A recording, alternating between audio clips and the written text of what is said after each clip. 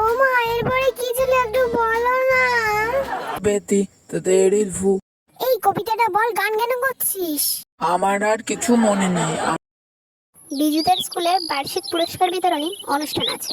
বিজু আর তার বন্ধুরা স্কুলে যাচ্ছে। এমন সময় রিঙ্কি বিজুকে জিজ্ঞাসা করল, কি রে, তুই আগের বারের মতন ভুলে যাবি না তো? আমি তোর মতন না, স্টেজে চল, দেখাচ্ছি তোকে। Let's go. রিঙ্কিকে অনুষ্ঠান পরিচালনা করতে হবে, তাই সকলের প্রথমে স্টেজে উঠলো রিঙ্কি।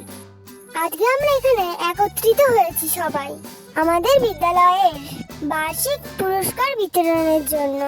এর জন্য স্টেজে ডেকে নেব আমাদের বিদ্যালয়ের প্রধান শিক্ষককে। আজ আমরা এখানে একত্রিত হয়েছি আমাদের বিদ্যালয়ের 21তম বার্ষিক পুরস্কার বিতরণী অনুষ্ঠানের জন্য। অনুষ্ঠানে আসার জন্য আপনাদের সকলকে অসংখ্য ধন্যবাদ। আমাদের বিদ্যালয়ে ছোট ছোট ছাত্রছাত্রীরা নাচ গান আবৃত্তি করবে, আশা করব আপনাদের এটা ভালো লাগবে। আর বেশি কিছু বলবো না, এবার অনুষ্ঠানটি শুরু করব। সবার প্রথমে আমাদের মধ্যে কবিতা বলতে আসবে দ্বিতীয় শ্রেণী থেকে পূজা। নমস্কার, আমি একটি কবিতা বলবো। কবিতার নাম নদী, লিখেছেন শক্তি চট্টোপাধ্যায়। নদী নদী নদী, সোজা যেতেই যদি সঙ্গে যেতুম তোর আমি জীবন ভর, টানায় গেলি বেঁকে। এরপরে কি ছিল? ও মা, এরপরে কি ছিল একটু বলো না। পরিস্থিতি সামলাতে স্যার স্টেজে উঠলেন। ও খুব সুন্দর কবিতা বলেছে, পরেরটুকু ওর আর মনে নেই, আপনারা সবাই ওকে ক্ষমা করবেন। এবার আমাদের মধ্যে কবিতা বলতে আসবে চতুর্থ শ্রেণী থেকে বিজু।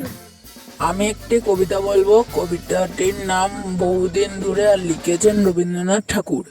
বহুদিন ধরে বহু কোষ দূরে বহু ব্যয় করি বহু লিলি লে লীলা উইস কিস কিস মে লিখি আম্মা উগে লুলি লেলা সেরাল ফিতল বিহম্মা হে বেতি তেড়ির ফু। এই কবিতাটা বল, গান কেন করছিস? আমার আর কিছু মনে নেই, আমি আর কিছু বলতে পারবো না। আমি বাড়ি চলে গেলাম। এবার আমাদের মধ্যে নাচ করতে আসবে পঞ্চম শ্রেণী থেকে প্রিয়া।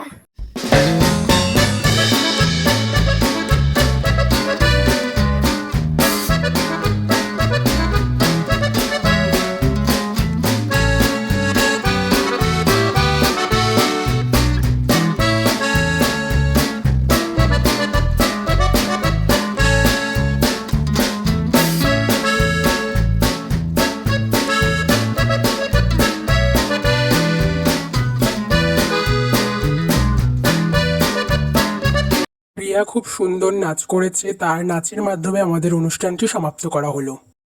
আশা করব অনুষ্ঠানটি আপনাদের ভালো লেগেছে। কোনো ভুল ত্রুটি হলে মার্জনা করবেন। আশা করব অনুষ্ঠানটি পরের বছর আরও ভালো করে হবে। এখানে আসার জন্য আপনাদের সকলকে ধন্যবাদ।